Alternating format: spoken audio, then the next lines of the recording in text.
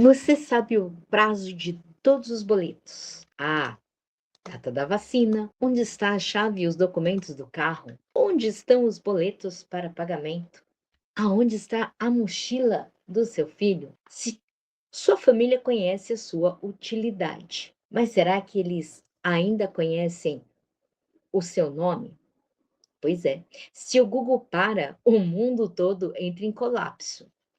E se você para, a sua família também entra em colapso? Quem é você quando ninguém precisa de você? Se você para, sua casa desmorona, mas você já saiu do ar por dentro.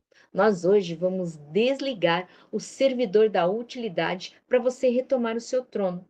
Quem é você quando ninguém precisa de você? Você não é uma ajudadora, você é uma estrutura invisível. Você é aquela pessoa que tem hipervigilância emocional. Você gasta a sua energia monitorando os outros o tempo todo. Mas sabe para quê? Para evitar a rejeição. Eu sou Gislene Marques, a mentora de boné. Estudo o comportamento humano há mais de 4 décadas. E se você precisa aprender a sair do automático e da exaustão de ser uma utilidade, se inscreve no canal e já me segue. Hoje nós vamos bater um papo sobre como deixar de ser o Google da família. Pois é. Eita, mas aí vem o que? Uma lixa? Que isso? Vamos lá. Nós temos aqui uma lixa, né? Para que serve uma lixa? Ela serve para dar brilho, ela serve para dar acabamento, tirar alguma aresta, né? É para isso que a lixa serve. Então, você vai lá, usa a lixa, e aí o que acontece? Quando você se vê assim, como uma lixa, você se desgasta, você serve para dar brilho e acabamento para a vida dos outros, a do marido, a dos filhos. Só que o que acontece? Eu te pergunto, você que usa uma lixa aí, o que acontece quando você usou a lixa? O que sobra dela? A mesma coisa que sobra de você. Você é como se fosse o pó varrido para debaixo do tapete. Então, quando a lixa fica o quê? Lisa, esgotada, ela perde a função e é o quê? É descartada. É aqui que nasce o seu sentimento de desvalorização. Você já pensou sobre isso? Então, nós vamos agora conhecer 3 sinais do autoabandono. O primeiro sinal do autoabandono. Mas o que é o autoabandono, né? O autoabandono, como é que ele acontece? O autoabandono não avisa, tipo assim, como uma sirene. Ele sussurra através de 3 sinais que você confunde com ser uma mulher forte. Qual é o primeiro sinal? É aquela ameaça de morte ao dizer não. O não que você dá, ele é lido pelo seu cérebro como um perigo real. Dizer não para você é uma tortura, seu corpo tensiona, porque seu sistema nervoso aprendeu a dizer que amor é igual utilidade. Se você não for útil, você será descartada. Ou seja, isso é uma hiperadaptação. O segundo sinal é o sim pavloviano, né? O automático do servidor, aquele que a gente foi condicionado a dizer sim. É o modo Google, a resposta antes da consciência. Já deu o comando, você já está lá agindo, né? O sim sai antes de você mesmo processar seu cansaço, você acaba sendo um servidor executando comandos. E você só percebe esse peso quando você já está sobrecarregada, quando você já está no seu para lá do limite. E o terceiro é a exaustão da alma. Você já tirou férias? Sabe? Você saiu de férias, aí você saiu com a família, mas daqui a pouco tá ali. Fulano, desce daí. Fulano tem que fazer. O filho tem que comer, o marido tem que fazer não sei o que. Ou em resumo, você não tirou férias. Você continuou exausta. E isso é o quê? É uma falha de sustentação. Não é falta de sono, é falta de si mesma. Ou seja, nenhuma massagem cura o peso de você carregar o mundo nas costas. Se você não tiver um eixo interno, se você não tiver uma soberania, um domínio dentro de você. E aí eu vou te falar, por que dói tanto dizer não? O seu cérebro, ele interpreta a cara feia da sogra ou do filho como um leão faminto. É como se fosse uma ameaça de morte. E por que que ele faz essa interpretação? Porque ele lá em outrora, o nosso cérebro, ele foi constituído para sobreviver. Lá na época dos primórdios, né, da civilização, quando nem a civilização ainda era civilizada, ele precisava criar recursos para se preservar. Hoje, a gente não enfrenta mais um leão faminto ali cara a cara, né? O nosso leão agora é outro. Mas esse sistema do medo, ele foi instalado dentro de você. E aí o que acontece? Você diz não, o seu corpo começa a liberar cortisol e adrenalina. É chamada resposta de FAO, é a adulação. A mulher Google se especializou em adular para cessar a ameaça. Então, o seu sim virou um calmante, um anestésico para abaixar o seu medo. Então, a lógica sabe, né? Racionalmente você sabe que pode dizer não, mas quando você diz não, seu corpo grita, parece que você vai morrer emocionalmente, não é mesmo? Vocês já passaram por isso? Você assim, você não consegue relaxar, você está o tempo todo escaneando o humor do marido, o que falta na geladeira, você está em vigilância constante e muito pouco presente. A sua memória RAM, ela está ocupada monitorando boleto, crises alheias. Ele não sobra espaço para o que você quer. Você monitora para não encarar aquilo que está ali, aquele vazio de quem você é quando não está servindo as pessoas. Eu já passei por isso e eu posso falar com certeza. Para mim era extremamente doloroso dizer não. Dizer não era pior do que parto, né? Porque o corpo ele travava, ele doía, parece realmente era bem visceral, né? Era como se fosse, nossa, eu vou estar sofrendo uma morte ali. Vamos fazer um exercício para você sentir isso? Vamos lá, ó.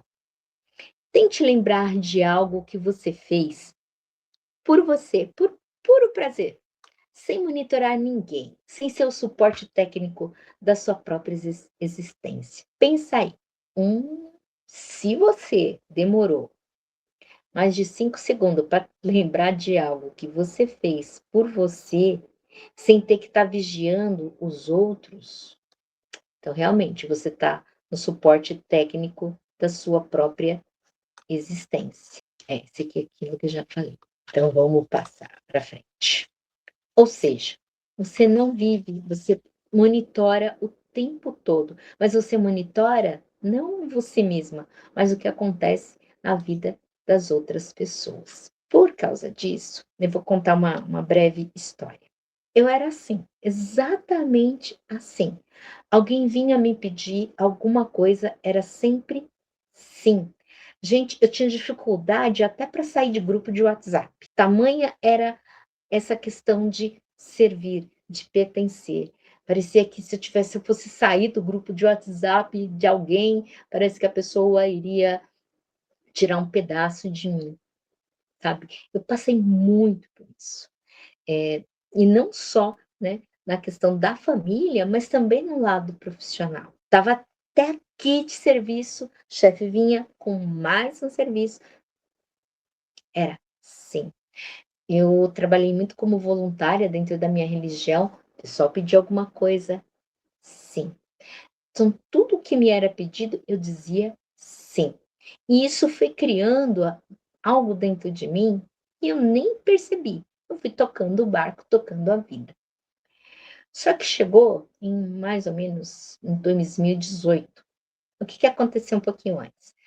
A minha filha adolescente engravidou, a minha mãe estava passando por um período muito difícil, porque ela já tinha uma certa idade, Eu quase que eu sofri uma intervenção do conselho do idoso, e aí eu tive que largar o meu emprego para cuidar da minha filha e para cuidar da minha mãe. Isso foi em 2015. Eu não conseguia voltar ao mercado de trabalho porque eu tinha que ficar em casa. Só que aí o negócio pegou, porque assim, eu estava vendo que a minha mãe estava piorando, estava tendo cada vez mais dificuldade, e aí começou a bater aquele medo: "Puxa vida, se ela passar para o outro lado do véu, o que que vai ser de mim? Sem emprego?", porque eu estava sobrevivendo com a aposentadoria dela, e aí eu comecei a tentar fazer pequenos bicos. Só que a minha mãe, ela ficava muito revoltada, ela não queria que eu saísse para trabalhar, né, mas isso também por causa dela já estar com uma certa debilidade. O que aconteceu? Em 2018, ela teve um AVC, ela foi hospitalizada e acabou falecendo. Quando ela faleceu, a minha utilidade cessou. E aí eu me vi desempregada, já com uma certa idade e sem saber o que fazer da vida, porque eu também não tinha outra fonte de renda. E aquilo foi me minando, minando, minando. E ainda com a minha filha adolescente, estava com um neto recente, minha filha engravidou novamente, então aquilo estava muito tumultuado dentro de mim. E aí eu comecei a entrar numa crise depressiva, e eu nem percebi que eu estava depressiva. E aí eu passei por um processo. Dentro desse processo, eu fiz um teste e descobri, gente, eu descobri que eu não estava sendo eu. Que loucura. Você se sente assim também? E aí nessa descoberta, eu tive que fazer toda uma reprogramação da minha identidade. Ou seja, eu passei pelo sim automático. Eu estava totalmente automatizada. E quando a gente está automatizado, a gente sente o quê? Culpa.